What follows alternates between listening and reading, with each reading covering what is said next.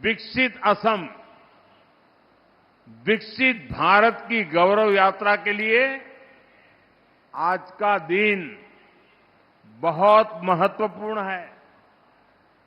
आज करीब 18,000 करोड़ रुपए के प्रोजेक्ट असम को मिले हैं।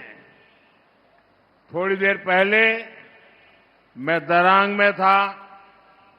वहां मुझे कनेक्टिविटी और हेल्थ से जुड़े प्रोजेक्ट की नींव रखने का अवसर मिला है। अब यहां पर एनर्जी सिक्योरिटी से जुड़े प्रोजेक्ट का शिलान्यास और उद्घाटन हुआ है। ये प्रयास विकसित असम का रास्ता और मजबूत करेंगे। साथियों, असम भारत के ऊर्जा सामर्थ्य को बढ़ाने वाली धरती है। यहां से निकले पेट्रोलियम प्रोडक्ट देश के विकास को गति देते हैं। असम की इस ताकत को बीजेपी एनडीए सरकार नई बुलंदी तक पहुंचाने में जुटी है। इस मंच पर आने से पहले मैं पास में ही एक और कार्यक्रम में गया था। वहां बांस से बायो इथेनॉल बनाने वाले आधुनिक प्लांट का उद्घाटन किया गया है। ये असम के लिए बहुत गर्व की बात है। इथेनॉल प्लांट के लोकार्पण के साथ ही आज यहां पॉलीप्रोपिलीन प्लांट का शिलान्यास भी हुआ है। ये प्लांट असम में उद्योगों को बल देंगे, असम के विकास को गति देंगे, किसानों, नौजवानों सभी के लिए नए अवसर बनाएंगे। मैं आप सभी को इतने सारे प्रोजेक्ट के लिए बहुत बहुत बधाई देता हूं। साथियों, आज भारत दुनिया का सबसे तेजी से विकसित होने वाला देश है।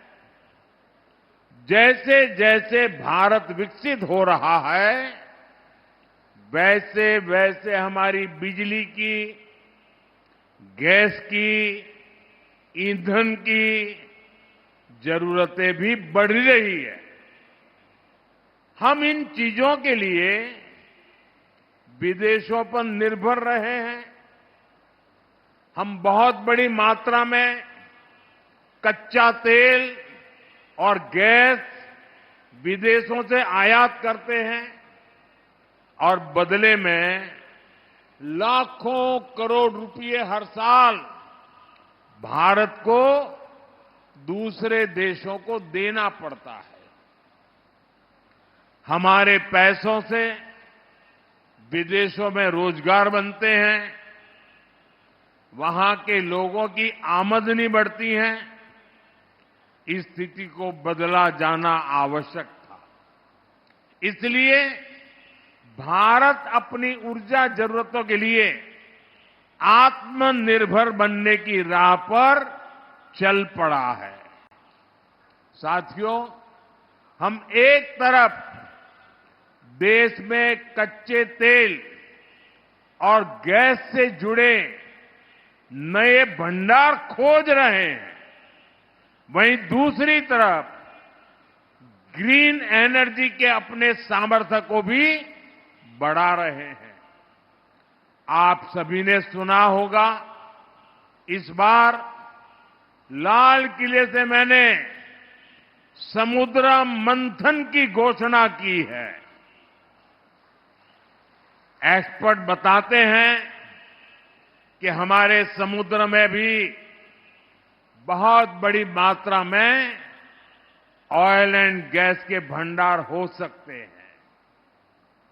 ये संसाधन देश के काम आए, इनकी तलाश हो, इसके लिए हम national deep water exploration mission शुरू करने जा रहे हैं। साथियों, ग्रीन एनर्जी के मामले में, हरित ऊर्जा के उत्पादन में भी भारत तेजी से कदम उठा रहा है। एक दशक पहले भारत सोलर पावर के मामले में बहुत पीछे था, लेकिन आज सोलर पावर के मामले में भारत दुनिया के टॉप 5 देशों में आ गया। साथियों, बदलते हुए इस समय में भारत को तेल और गैस के विकल्प के रूप में और भी ईंधनों की जरूरत है। ऐसा ही एक विकल्प है इथेनॉल। आज यहां बांस से इथेनॉल, बाम्बू से इथेनॉल बनाने वाले प्लांट की शुरुआत हुई है। इसका बहुत बड़ा फायदा असम के किसानों को होगा, मेरे ट्राइबल भाई बहन और परिवारों को होगा। साथियों, बायो इथेनॉल प्लांट को चलाने के लिए जरूरी बांस का इंतजाम भी किया जा रहा है। सरकार यहां के किसानों को बांस की खेती करने के लिए मदद देगी और बांस की खरीदी भी करेगी। यह बांस चिपिंग से जुड़ी छोटी छोटी यूनिट्स लगेगी। हर साल करीब करीब 200 करोड़ रुपए इस क्षेत्र में खर्च किए जाएंगे। इस एक प्लांट से यहां के हजारों लोगों को फायदा होगा। साथियों, आज हम बांस से इथेनॉल बनाने जा रहे हैं, लेकिन आपको वो दिन भी भूलना नहीं है जब कांग्रेस की सरकार बांस काटने पर जेल में डाल देती थी। वो बांस जो हमारे आदिवासियों की रोजमर्रा की जिंदगी का हिस्सा है, उसे काटने पर पाबंदी लगी हुई थी।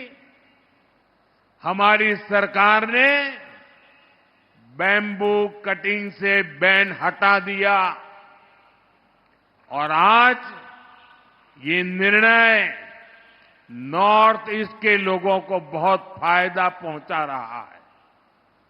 साथियों, आप सभी अपनी रोजमर्रा की जिंदगी में प्लास्टिक से बनी बहुत सारी चीजें इस्तेमाल करते हैं। प्लास्टिक की बाल्टी, मग, बॉक्स, कुर्सी, टेबल, पैकेजिंग मटेरियल, इस प्रकार की बहुत सारी चीजों की जरूरत हमें रोज पड़ती है। आप जानते हैं, ये सब बनाने के लिए जो चीज चाहिए वो है पॉलीप्रोपाइलीन। पॉलीप्रोपाइलीन के बिना आज के जीवन की कल्पना भी मुश्किल है। इसी से कारपेट, रस्सी, bag, fibre, mask, medical kit, textile, न जाने क्या क्या बनता है। ये गाड़ियों में काम आता है, मेडिकल और खेती के उपकरण बनाने में काम आता है। आज इसी पॉलीप्रोपाइलीन के आधुनिक प्लांट का उपहार असम को मिलेगा, आपको मिलेगा। इस प्लांट से make in Assam, make in India, इसकी नींव मजबूत होने वाली है। यहां दूसरे मैन्युफैक्चरिंग उद्योगों को भी बल मिलेगा। साथियों, जैसे असम गोमोशा के लिए जाना जाता है, एरी और मुगा सिल्क के लिए जाना जाता है, अब इसी तरह असम की पहचान में पॉलीप्रोपाइलिन से बना टेक्सटाइल भी जुड़ने जा रहा है। साथियों, आज हमारा देश आत्मनिर्भर भारत अभियान के लिए परिश्रम की पराकाष्ठा करके दिखा रहा है। असम इस अभियान के प्रमुख केंद्रों में से एक है। मुझे असम के सामर्थ्य पर बहुत भरोसा है, इसलिए असम को हमने बहुत बड़े अभियान के लिए चुना है। और ये अभियान है सेमी कंडक्टर मिशन। असम पर मेरे विश्वास का कारण भी उतना ही बड़ा है। गुलामी के दौर में असम टीकी उतनी पहचान नहीं थी, लेकिन देखते ही देखते असम की मिट्टी और असम के लोगों ने असम टी को ग्लोबल ब्रांड बना दिया। अब नया दौर आया है।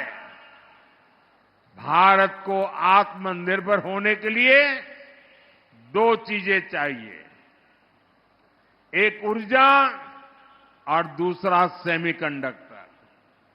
और असम इसमें बहुत बड़ी भूमिका निभा रहा है। साथियों, आज बैंकों के कार्ड से लेकर मोबाइल फोन, कार, हवाई जहाज और स्पेस मिशन तक हर इलेक्ट्रॉनिक चीज की आत्मा एक छोटी सी इलेक्ट्रॉनिक चिप में समाई जाती है। अगर हमें ये सारे सामान भारत में बनाने हैं तो चिप हमारी होनी चाहिए। इसलिए भारत ने सेमी कंडक्टर मिशन शुरू किया है और इसका बहुत बड़ा आधार आसाम को बनाया है। मोरीगांव में तेजी से सेमी कंडक्टर फैक्ट्री का निर्माण चल रहा है। इस पर 27,000 करोड़ रुपए खर्च किए जा रहे हैं। ये असम के लिए बहुत गर्व की बात है। साथियों, कांग्रेस ने देश में लंबे समय तक शासन किया है। यहां असम में भी कांग्रेस ने कई दशकों तक सरकार चलाई है, लेकिन जब तक कांग्रेस की सरकारें रही तब तक यहां विकास की रफ्तार भी धीमी रही और विरासत भी संकट में रही। बीजेपी की डबल इंजन सरकार असम की पुरानी पहचान को सशक्त कर रही है और असम को आधुनिक पहचान से भी जोड़ रही है। कांग्रेस ने असम को नॉर्थ ईस्ट को अलगाव दिया, हिंसा दी, विवाद दिए। बीजेपी असम को विकास और विरासत से समृद्ध राज्य बना रही है। ये हमारी सरकार है जिसने असमिया भाषा को क्लासिकल लैंग्वेज का दर्जा दिया। मुझे खुशी है कि असम की बीजेपी सरकार नई नेशनल एजुकेशन पॉलिसी को भी तेजी से लागू कर रही है।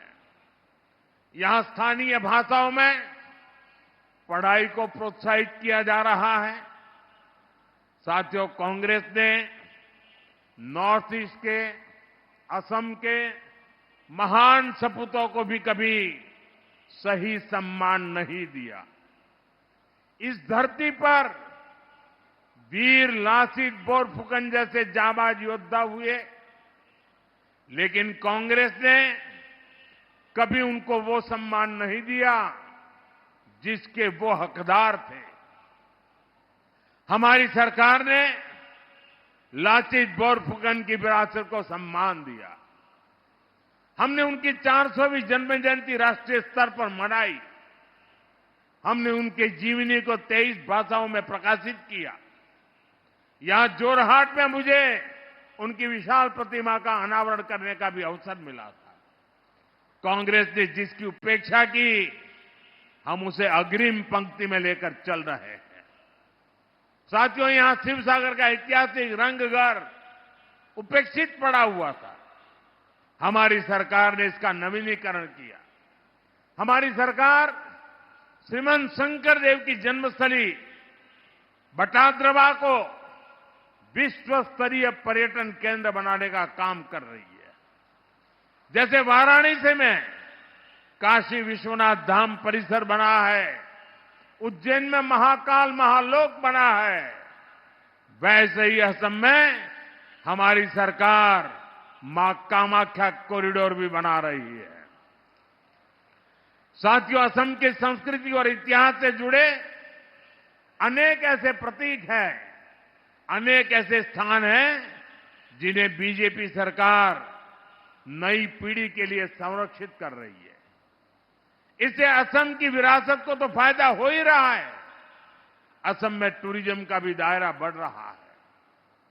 असम में जितना अधिक टूरिज्म बढ़ेगा, उतना ही ज्यादा रोजगार हमारे नौजवानों को मिलेगा। साथियों, विकास के इन प्रयासों के बीच असम के सामने एक चुनौती विकराल होती जा रही है। ये चुनौती है घुसपैठ की। जब यहां कांग्रेस की सरकार थी तो उसने घुसपैठियों को जमीनें दी, अवैध कब्जों को संरक्षण दिया। कांग्रेस ने वोट बैंक के लालच में असम के डेमोग्राफी का संतुलन बिगाड़ दिया। अब बीजेपी सरकार असम के लोगों के साथ मिलकर इस चुनौती का मुकाबला कर रही है। हम घुसपैठियों से आपकी जमीनों को मुक्त करा रहे हैं। जिनके पास जमीन नहीं है, जिन आदिवासी परिवारों को जरूरत है, उनको हमारी सरकार जमीन के पट्टे दे रही है।